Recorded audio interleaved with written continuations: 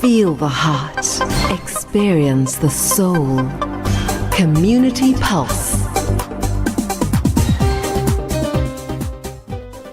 أعوذ بالله من الشيطان الرجيم. بسم الله الرحمن الرحيم. And assalamu alaikum wa rahmatullahi wa barakatuh. A very warm welcome. This is the first hour of Community Pulse with myself, Zainab Bean. And as always, it's only my absolute pleasure keeping you company or being in your company. But first hour, Dr. Faiez Kirsten joins me once again for this morning, and it's always a pleasure having him in studio. This morning we take a closer look at cancer and some of the underlying things that we need to know about cancer. Let's just welcome him. Assalamu alaikum and shukran for being here. Walaikum salam, Zainab. How are you? I'm very well, alhamdulillah. Yourself? Alhamdulillah, I'm very well, thank you. Good. Now, I think cancer is one of the things that almost all of us can relate to. I think everyone in the family, everyone's family, there's always one person or more than one person that ends up with cancer. And this for me is alarming because we speak about HIV and AIDS all the time, but not everyone, and there's only so many ways that you can actually get AIDS or HIV. But cancer, on the other hand, is something that all of us should be finding out more about. Yeah, no, cancer is actually shocking what is going on with cancer. In fact, 1 in 3 women and 1 in 2 men alive today will get cancer. So 33% of women and 50% of men alive today will get cancer. That's how bad it is. And in fact, 28,000 people every day die from cancer across the world. So at the end of today, 28,000 people would have died from cancer. Now, if people died more dramatically, say like in an airplane crash or some other dramatic, incident every day, you have so many people dying, a lot would have been done about it a long time ago. But I think because it's not in the media, you don't see this every day in the media, 24,000 or 28,000 people died today from cancer. People are not really aware of how critical the situation is. But the question we must ask ourselves is, how did we actually get to this point in time? When in fact, for more than 100 years now, research has been done. There's been advances in technology and medical research, as I say. But the problem has actually gotten worse. And so we need to question ourselves as medical practitioners, healthcare practitioners. How did we actually allow this thing to actually get to this point where it is beyond a catastrophe, I think. So there's so much to talk about cancer, but maybe you can, And now, according to what I understand, cancer is the uncontrolled growth of abnormal cells in the body. It develops when the body's normal control mechanism stops working, and old cells do not die and instead grow out of control, forming new abnormal cells. And these extra cells may form a massive tissue called a tumor, and some cancers, such as leukemia, do not form tumors. But what are the most common forms of cancer? Yeah, most cancers form a tumor. So they form like a lump or a bump, somewhere in the body. But there are some cancers like the blood cancers, leukemias, they don't form tumors. They're sort of more diffuse throughout the blood, you can say. It is definitely you see, cancer cells lose their ability to die, okay? Normal cells will grow and then die, and that's called apoptosis. They have this built-in regulatory mechanism that actually enables them to die. But cancer cells, and specifically the stem cells, don't die. They're known as immortal. Nothing kills them. Even chemo and radiation doesn't kill cancer stem cells. That is why chemo and radiation are completely ineffective. They kill off the non-stem cells, which form the bulk of the tumor, okay? And then it seems as if the cancer's gone because the tumor shrunk. But it comes back. And then the doctor will tell you, oh, we got it, it's all gone. And a few months later, or maybe 2 or 3 years later, cancer comes back, sometimes with a vengeance, oftentimes with a vengeance. It actually comes back worse. The stem cell wasn't killed.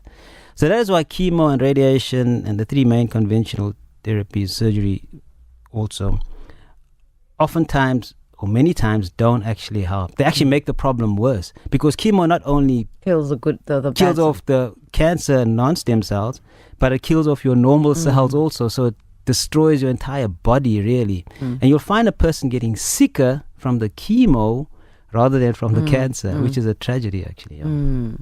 Now, how much of one's lifestyle is really linked to you ending up with cancer? Almost all of it. Almost all of it. We actually, well, when we talk about lifestyle, about eating, exercising, using substances you shouldn't be using, like smoking, drugs of abuse, and that type of thing, plays a big role in cancer. In fact, all the stresses contribute to cancer, which your physical stresses, chemical stresses, and your psychological stresses. They all cause chronic systemic inflammation. They inflame your body. And within that milieu of inflammation, that's where cancer starts to develop. Okay? And so lifestyle plays a massive role in cancer. No doubt about that. Yeah, absolutely. Now, I think even just the word cancer, when you hear the person has cancer, you just think they're dying. That's the first thing that you think, that they're not going to be along. And so we kind of dread this word. But and so we think along the lines of, okay, that's the end of the person. But I have heard of many cases of people who survive cancer. And in your opinion, how is this done? Changing lifestyle? Well, first of all, people, when they hear the word cancer and they think they're going to die immediately, well, that's just a testimony to the power of media, okay? Because media has made this word cancer such a fearful word that people, when they see it, they think the person's dying. In most cases, when a diagnosis of cancer is made, that cancer's been in your body for a long time, okay, for actually years, many years. And there's oftentimes the patient still has a lot of time to think about what they want to have done, but oftentimes they rushed into therapy, whether it's radiation or chemo, which then causes them more harm going forward, rather than helping them. Now, I don't want to get into a debate about chemo and radiation. I've done enough research on this to know what I know about it, okay? But the fact is, the patient shouldn't be rushed into any form of treatment, whether it's alternative or natural or whatever, because you still have time, unless it's a dire emergency and there's like a massive tumor pressing on a nerve or an artery and the patient needs surgery like right now, fine, you must do that.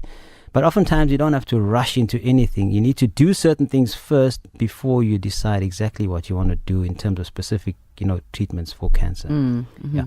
So cancer is a scary word because the media has made it so. People have become healed of cancer with non-conventional methods, thousands, and today probably hundreds of thousands. I've got case studies upon case studies upon case studies of people who've gone down a route which is not conventional or so-called conventional, and they are alive today. Even with pancreatic cancer, which is conventional medicine says you cannot cure pancreatic cancer. People are alive today who've been diagnosed with pancreatic cancer 10, 15, 20 years ago, still alive today. And there's ways to do that. Yeah. If you have just joined us, you are tuned to Radio 786 on 100.4 FM. In studio, Dr. Faiez Kirsten joins me, and we're talking about cancer and how cancer develops, really what cancer is, and looking at particular treatments for cancer. Now, I think that when you said that the cancer has been there for many years already, when you do in fact find out or diagnosed or whatever with cancer, doesn't that mean that we often don't listen to our bodies and we don't go visit the doctor when we should? So when it's detected, it's already at a stage where it's almost irreversible.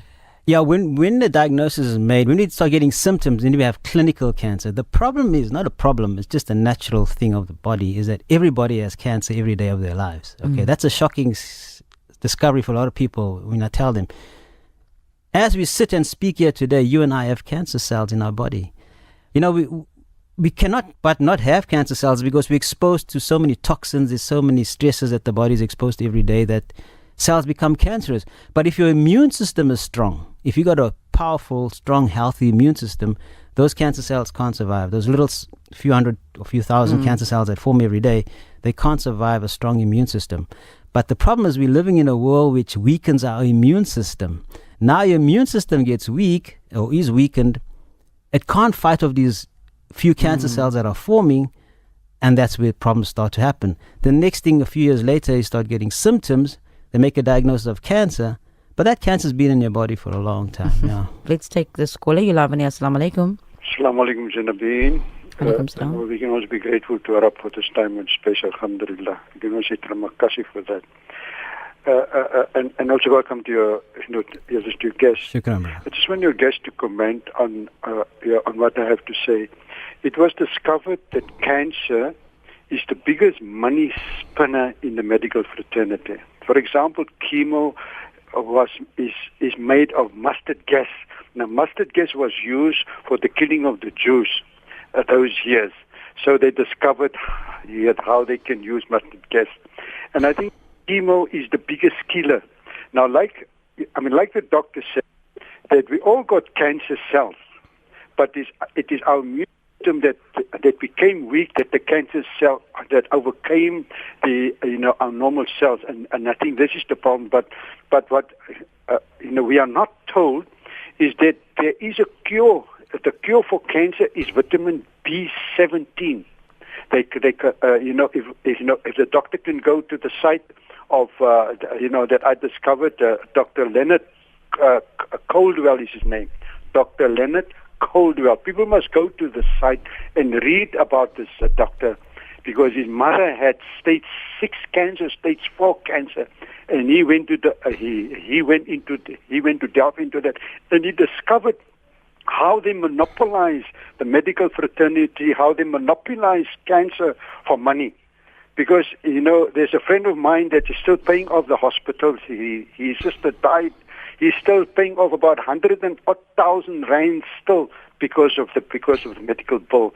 And there's a friend of mine also that had to sign a document that it's not curable, but yet they gave her chemo.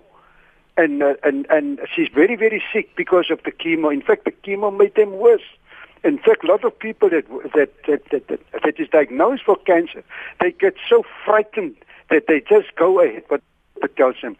But I wish people can go and sort of check the site on the internet, Dr. Leonard Coldwell. That cancer is the biggest money spinner in the medical fraternity. I hope the doctor can comment on that. Shukran. Shukran wa alaikum salam wa rahmatullah. Shukran for that, brother. You brought up so many important points. I don't know where to start, actually.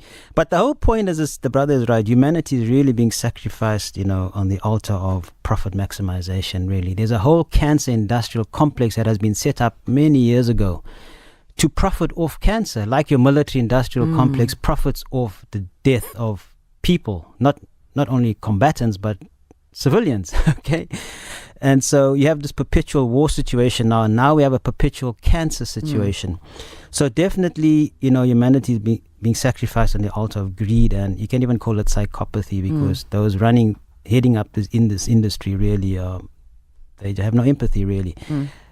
There's many natural cures for cancer. The problem is, because it's a competition to your conventional treatments, it has been suppressed over the last 100 years. I mean, I've researched this. Many natural cures, including laetrile, vitamin B17, which the brother spoke about now, that has been suppressed in the 1950s already. It's been found to be extremely powerful cancer, a cure for cancer. In fact, the Hunza people living in northwest Pakistan, a very isolated community, it's actually a apricot seed. Laetrile comes from the apricot seed, and that's their delicacy. And cancer doesn't exist in those people. Never existed, because they ate that every day, basically. I mean, I can give you many cases where cancer has been suppressed right up until the present day. Natural cures for cancer have been suppressed. In today's world, we have Dr. Stanislaw Brzezinski developed anti-neoplastons, which heal or cure brain cancer. He's been in fights with the FDA in America for a long time. He's been in and out of court. Harry Hoxsey, in the last century, 20th century, he's been to court apparently 100 times or so because his father developed a herbal cure for cancer. He cured many people of cancer, but the American Medical Association came down hard on him. Royal Raymond Rife developed a cure for cancer. I mean, I can give you stories. Essiac tea, Rene case. So there are many natural cures for cancer. And in fact, Dr. Ben Johnson said the other day, he said it's laughable, in fact, that that conventional medicine is still using these toxic therapies to so-called heal people from cancer, when in fact they're causing more problems, when there's so many natural cures available.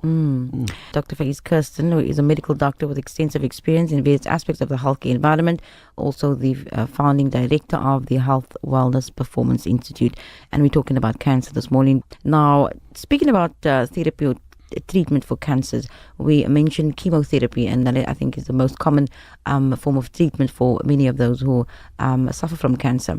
But in terms of this particular cancer, I'd like to know more about, or rather treatment, I'd like to know more about it. What exactly is it when you go for chemotherapy? Yeah, like the brother said, chemo was actually developed, I think, at Sloan Kettering Memorial, one of the top, if not the top cancer hospital in the world. And it actually was developed from chemical weapons that were used in war, in fact, mustard gas. They didn't know what to do with, with this mustard gas. And so they started experimenting and decided, how can we convert this into a medication? And that's where it comes from a chemical warfare weapon, chemical weapon. And it's actually still today, it's still a chemical weapon because it's actually killing people, not helping them. So at the end of the day, chemotherapy is synthetic chemicals used to treat cancer, but it's not very effective. In fact, the 5-year survival rate from conventional treatment, especially chemo, is less than 3%. So you have a less than 3% chance of living more than 5 years without your disease if you go for chemo. I would avoid such odds. And the fact is, they did a survey amongst oncologists, people who administer and prescribe chemo every day, specialist doctors in cancer. 86% of them said they will not take chemo if they have cancer. Sure. I don't know about the other 14%. I don't know.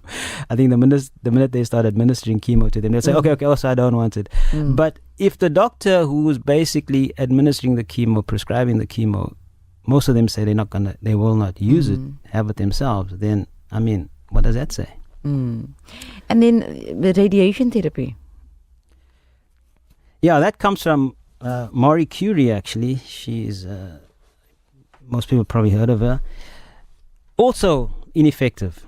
It's slash burn and poison, or slash cut and burn, or whatever they call it, the 3 modalities of conventional treatment. Cut, of course, is surgery. Burn is radiation, and poison is chemo. Not effective. It also has a lot of collateral damage. It kills off your normal cells also.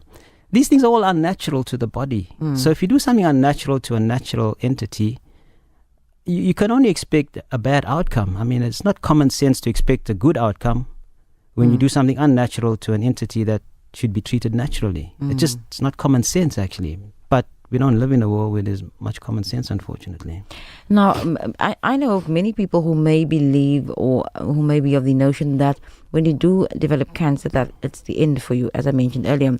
But in your medical opinion, Dr. Faiez, if one is diagnosed with, let's say, stage 4 cancer, should one think that it's the end, or is there a natural way? No, there's many cases, as I said, who basically come back even from stage 4 and are alive today. The problem is, once you've gone on the conventional route and then you go the so-called alternative, which should be the normal route or the natural route, it's more difficult to reverse your cancer because there's so much damage done already, but not impossible. As I said, people have come back from stage 4 cancers and they're completely cancer-free today, alive and well, healthy, even though they've had stage 4 cancers. But as I said, those who've actually had conventional treatment before going on to natural treatments, it's more difficult to treat them because of the damage that's been done already. But those who've decided, nope, no conventional treatment for me, they went straight down the natural route, they tend to do much better. Yeah. But in terms of the future and what it holds for cancer treatment, many people have been saying that chemotherapy, nope, don't do it. Radiation, don't do it. But what are the conventional medicine practitioners really doing about it? Conventional? Yeah. Very little.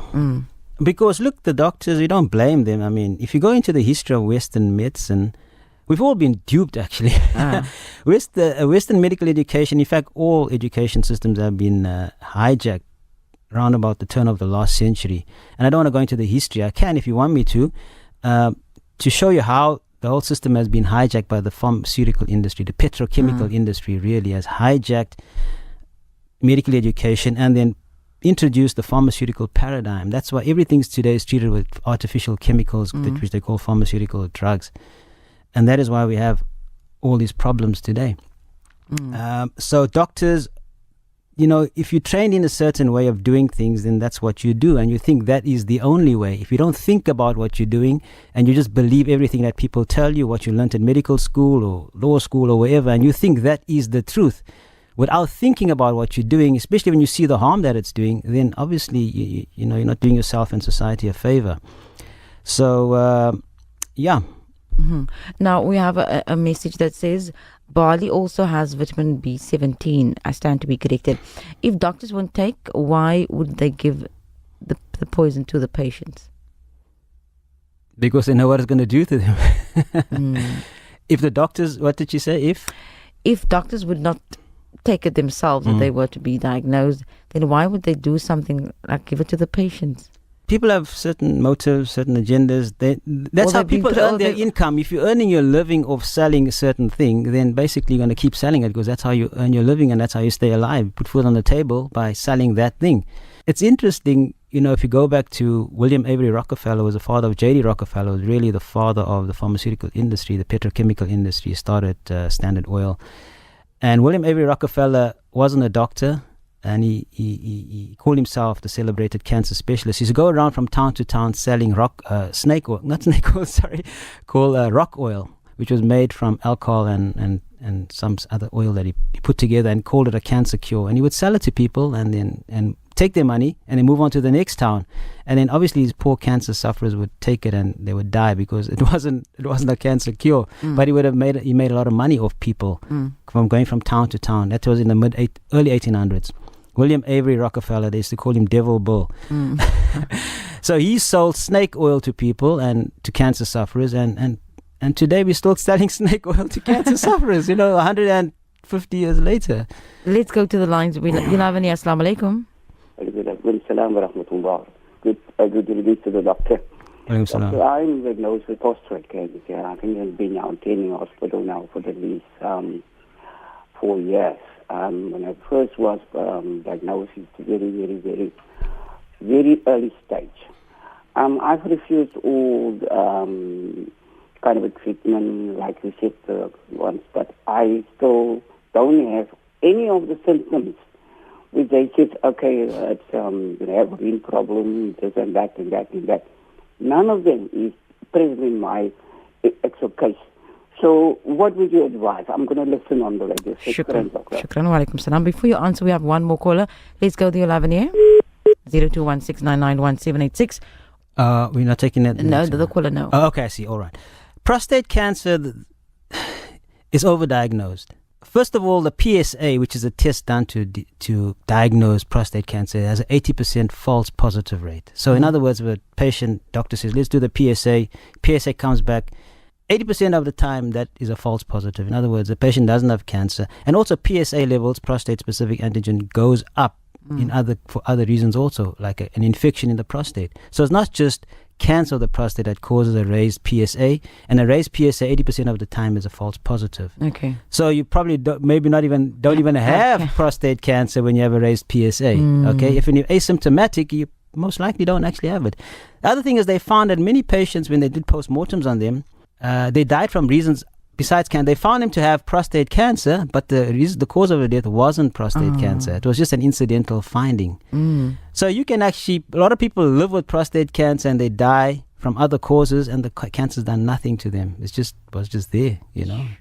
So again, when you have a diagnosis of cancer, no, you shouldn't panic. You should, keep a cool mind, and then decide what you're going to do. Certain things you need to stop doing, like stop eating processed foods, for example, and so forth, and then decide, how you're going to go forward.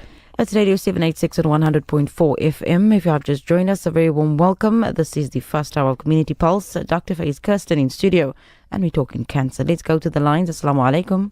Assalamu alaikum, Zainab Bean and the doctor over there.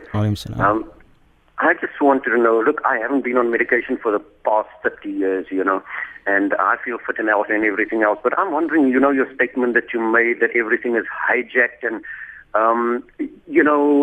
maybe, yes, you're right. Maybe we need to ask everything about every other thing that is being presented to us, because it's possible, like the Rockefeller system, that if we don't ask, we're definitely going to be sitting in a mess, And again, when it comes to a doctor doing, his little GP thing on you, and he tells you, oh, you've got cancer, automatically you are going to waken up a lot of other cells in your body, because remember, the thought pattern changes the dynamics of the body cells, So how are we going to get around that when, we are so conditioned to believe whatever the doctor says is true?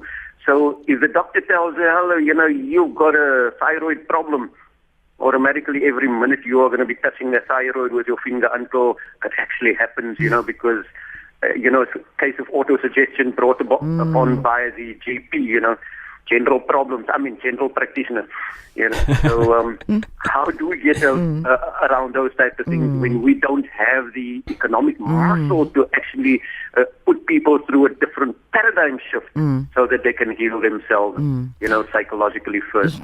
Oh, that's my role for the day. Shukran so much. Wa alaikum salam wa rahmatullahi wa barakatuh. Very interesting point there. But we have one more caller. Yulavani, assalamu alaikum. Alaikum salam wa rahmatullahi wa barakatuh to you and your honorable guest there as well. Alaikum salam. In fact, I would like to add what the previous caller has mentioned about all these wealthy people that invest money to find solutions to certain problems.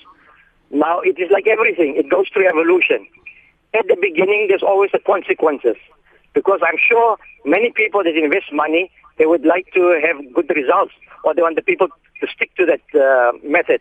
It's like, for example, if we say agriculture, for example, how it was done before and how it is done today.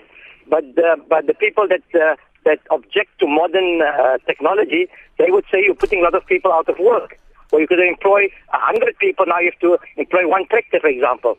So this is how it goes with medicine. Because Allah subhanahu wa ta'ala in His infinite wisdom, He knew people were going to use wood to make fire.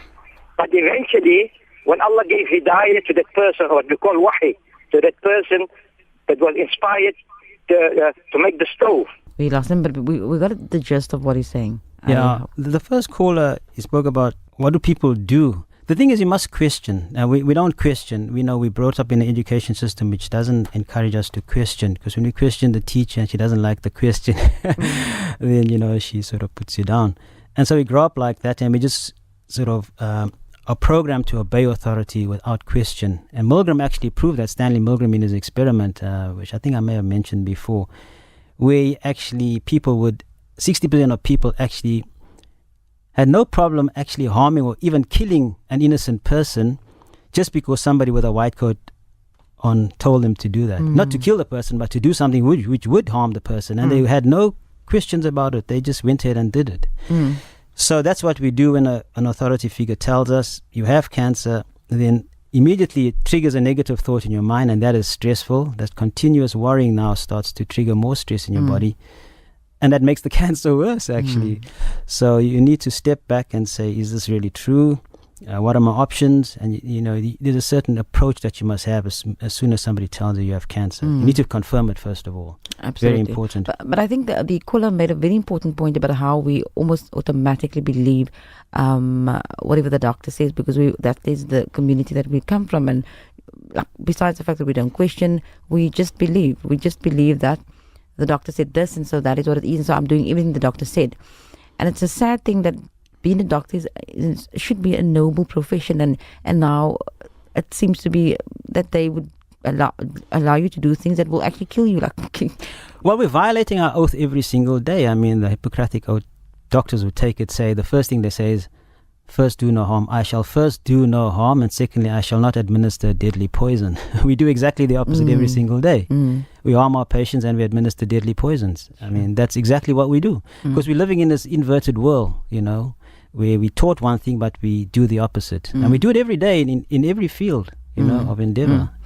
That's why we are where we are today. We're in a mess because we're not thinking about what we're doing. That's the problem. But it almost should force people to start thinking, and as Allah reminds us all the time, that those who reflect, those who think, those who use the akal. We have a few messages, or rather questions, that came via WhatsApp on 0786 10 11 12. A long story short, a patient at State Hospital refused to take chemotherapy. He was then discharged, and he did green juicing religiously at home, and he's well and fine today. Well, he's gone down the natural route. I mean, he gave his body what his body needed. That's why he's alive today. If he had given his body what his body doesn't need, things would not look the same today, I would imagine, yeah. It is Radio 786 and 100.4 FM, and the program Community Pulse looks at cancer this morning. What is cancer really, and the treatment that we've been offered, and also the natural way that should be the way that one goes. But I think ultimately one needs to look at your lifestyle. Another message that came through: ignorance and common sense, literacy amongst people generally are the cause of the confusion regarding modern day illness. We ingest all this processed foods without question. I marvel when I see parents feed their young children processed food. We have to go back to basics, try and understand the wisdom of the Quran and the Hadith. Ignorance seems to be really bliss. Yeah, ignorance is all over the place today, unfortunately. It's very sad, actually, but it's just the world we live in. There's massive mind control. I don't want to go down that route. I mean, that's a subject I studied also, is mind control. And what we're seeing today is massive mind control, where their thinking abilities hasn't been taken away, but they're not using their faculties anymore. And they're just doing out of pure habit and pure subconscious driven, programming that's driving their behavior, which is often destructive. So we really need to take stock of what we're doing, because we're not doing ourselves a favor. We're actually harming ourselves every single day. And then we need to reprogram ourselves. I always use that word, reprogram. You got to reprogram yourself, change your belief system. It's your beliefs that have been planted there that you didn't put in there. Other people have put it in there, and they're basically driving your behavior, which is very, very bad, actually. Radio 786 on 100.4 FM.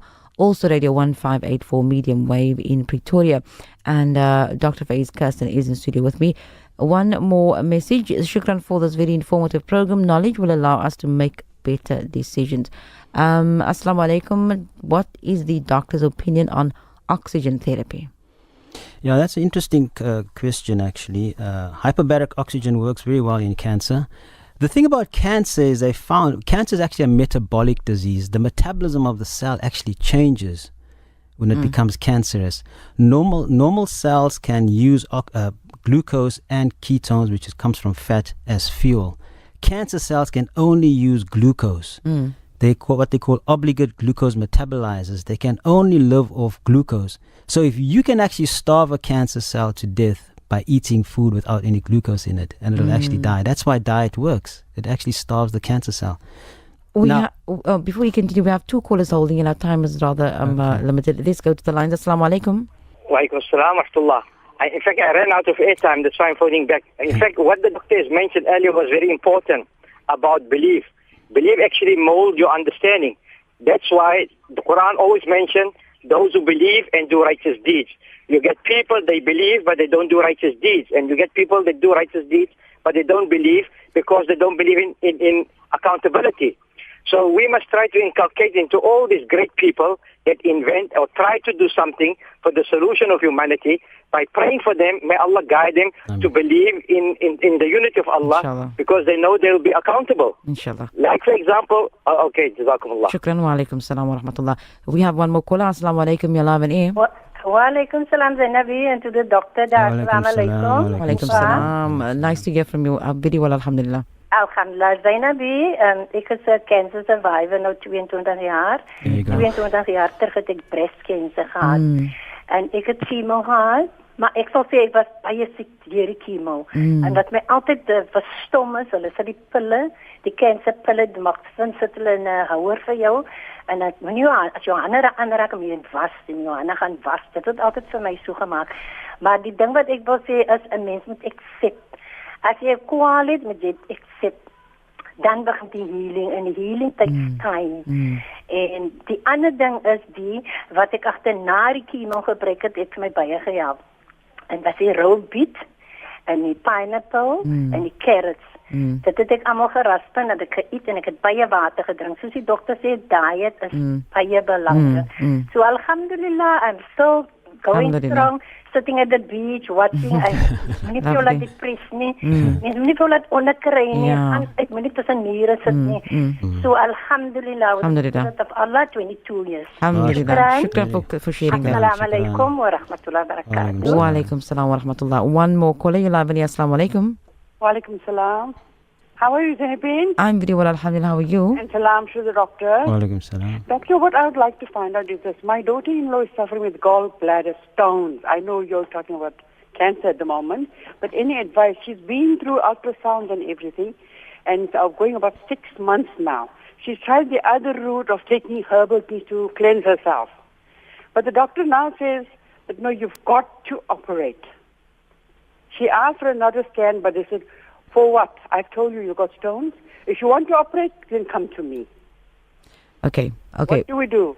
Okay, shukran so much for your question. Shukran wa alaikum salam wa rahmatullah. You have to have an holistic approach. I don't want to interfere with another doctor's treatment, and so it wouldn't be ethical for me to actually comment really on the management of this patient.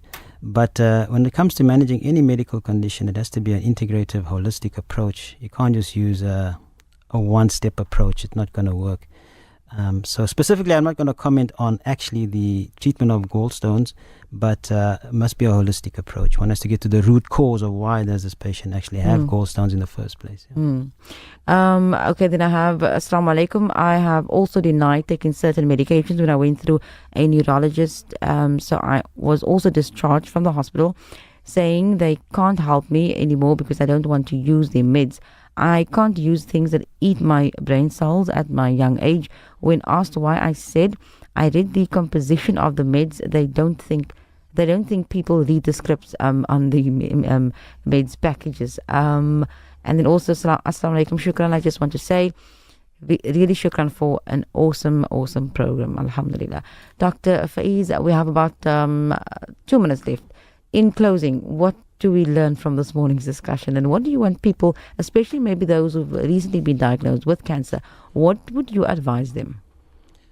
Oh, there's so much advice to give. In fact, Natural Cancer Cures is an advisory service that I actually run. So there's so much advice to give patients. I mean, I've done so much research on cancer specifically that I don't even know where to start, quite honestly. But if people actually have any questions, they can always email them to me, and I will actually do my best to answer them. Because there's just so much information that people must actually have in order to empower themselves when it comes to cancer or any chronic disease or any disease or dysfunction, actually. So I can't give one specific piece of advice. I don't think that would be fair. It just wouldn't be doing justice. There's just so much stuff that people should know, actually. But I want to make one point on the diet and chemo that the lady that phoned in earlier said. Even if you're having chemo, if you have a proper diet, it'll actually make that chemo more effective and more selective for the cancer cells rather than destroying your normal cells also. So that's why diet and chemo have to go together. You can't just have chemo and a poor diet. That's going to be disastrous. If you're going to have chemo, then you must also have good nutrition, and that actually helps a lot. But at the end of the day, there's so much information, really. I really don't even know where to start, quite honestly. But people are welcome to email me or SMS me, and then, we can answer their questions. Yeah. Inshallah. This is Radio 786 on 100.4 FM. And, of course, we are just about concluding the first hour looking at cancer this morning. And you can email Dr. Faiez Kirsten or give him a call. Dr. Faiez, if you can just very politely give those details. It's best to SMS me or email me, and then I'll call you back. We can arrange a Skype call, whatever. My cell is 078-416-2673, 078-416-2673. And email is Faiez, F-A-I-E-Z, @brainscience, one word, .co.za.